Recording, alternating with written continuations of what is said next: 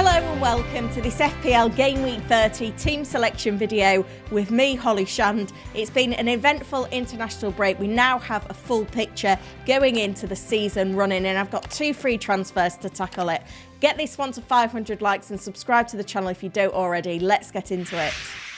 Unfortunately, we have to start off with how my Game Week 29 went, which, to be honest, was pretty terrible. Probably the worst game week I've ever had. The only saving grace is that I've still got the free hit chip in my back pocket because I looked to navigate this game week with just 4 fixtures with my free transfers, and I chose to roll a transfer as well, which was significant, and I'm really pleased that I made that decision. The red card for Reguilon and the -3 definitely didn't help me, having 10 players giving me a total of just 14 points.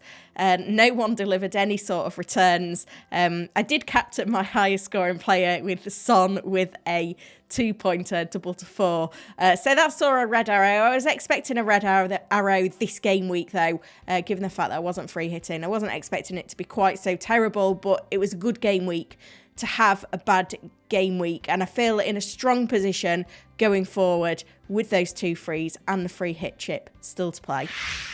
Transfer plans then, and as I've mentioned, I have got those 2 free transfers. I've got 1 million in the bank, and we now know that we've got a double game week 34, which includes Liverpool, Arsenal, Bournemouth, Crystal Palace, Wolves, Everton and Sheffield United. We're going to have another double game week in game week 37. We haven't got the fixtures confirmed, but it's looking pretty likely that the teams involved will be Chelsea, Spurs, City, Brighton, Manchester United and Newcastle. We should also have an additional fixture for Chelsea and Spurs at some point, whether that be in game week 35, 36 or even a triple game week 37. Double game week 36 looks like the most likely. So the fact that Chelsea and Spurs will potentially double 2 game weeks in a row, and then we've got nice fixtures in game week 38.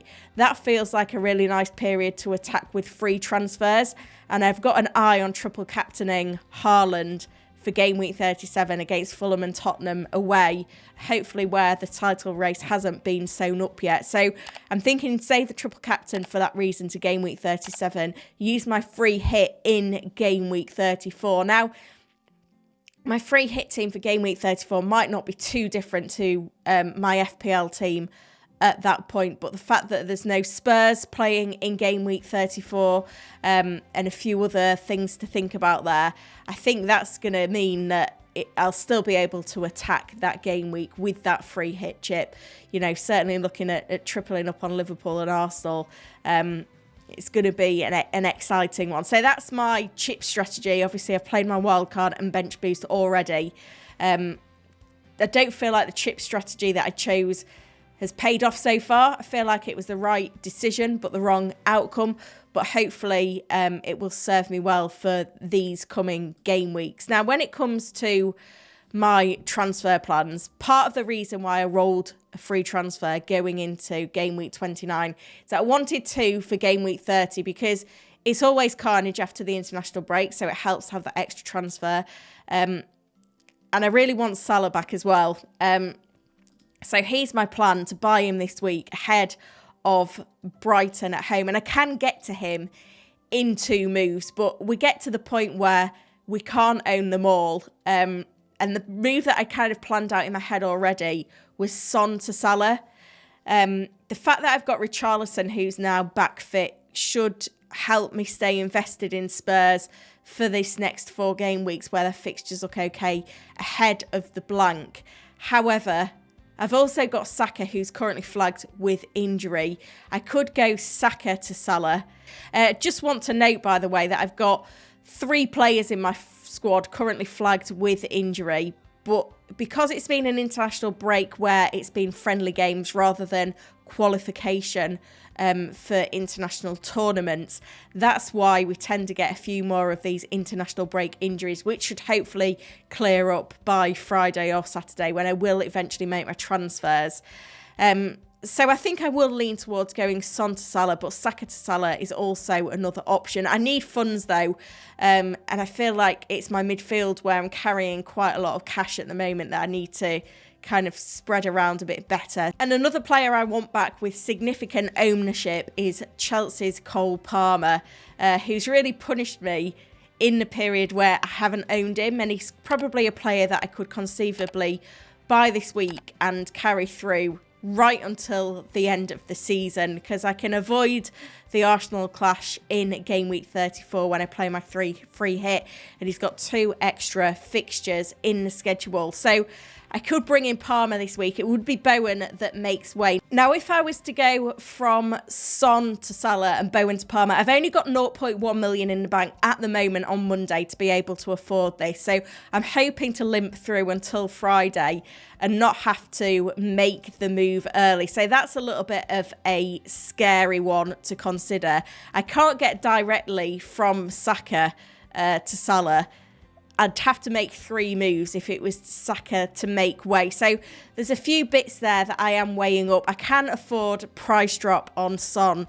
I can afford 1 price rise in here as well. So certainly fluid in my thinking in terms of transfers at the moment, but I'm pretty sure that Salah's going to be coming in one way or another. But I do need a few of these international injuries to clear up as well to make things land in my favour.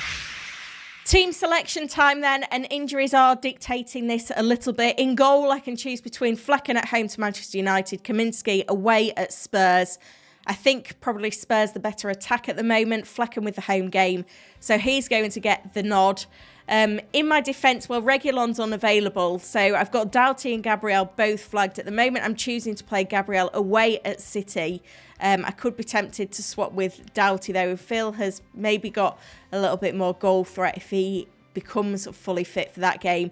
Pau Torres at home to Wolves, Branthwaite away to Bournemouth.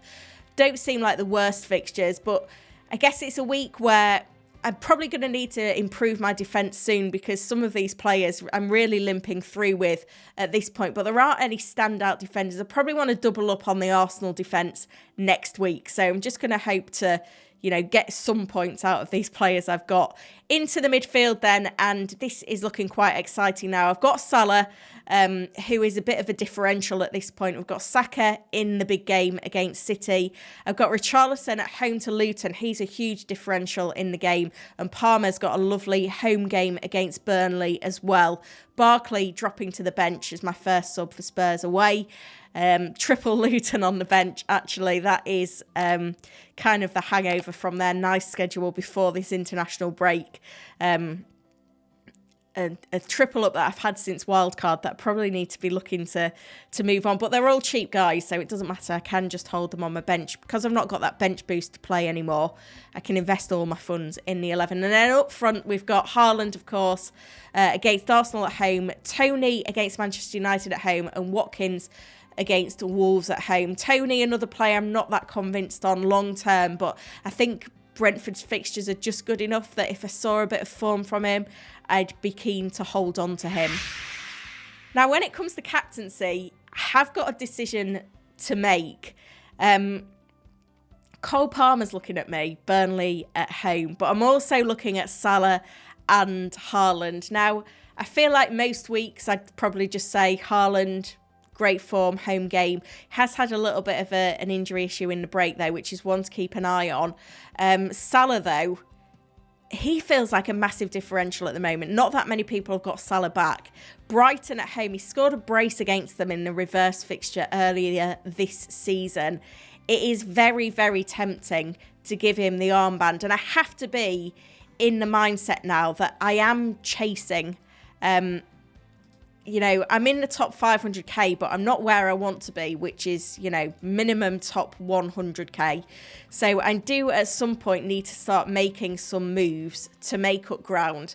So that's why I feel like going with Salah or Palmer as captain is probably the smart play for me right now. I feel like this is the time, with 9 game weeks away to go, to make a few calculated risks, not go absolutely silly, because I could easily find myself slipping further down by making unnecessary moves. But at the moment, I'm thinking, I've got about 70 points to make up on that top 100k. I've only got 9 game weeks to do it. And, getting the captaincy right and going against Haaland captain in a week where Haaland's probably got one of his most difficult fixtures of the season, granted it's at home, is a week to take that risk with the captaincy. So it is Salah captain at the moment, Haaland vice, but obviously we do have some significant international games still to play. The deadline isn't until Saturday. We've got press conferences on Friday as well. So I'm not going to be locking in these moves until at least Friday. Unfortunately, no press conference stream this Friday. It's rare that I miss one, but it is my daughter's birthday. So that has to take priority for me this week. I hope you understand. But if you've enjoyed this one, hit the like button, subscribe to the channel if you don't already. And if you've got any dilemmas ahead of Game Week 30, drop them below and I'll be in the comments trying to answer quite a few of those. Thank you for watching.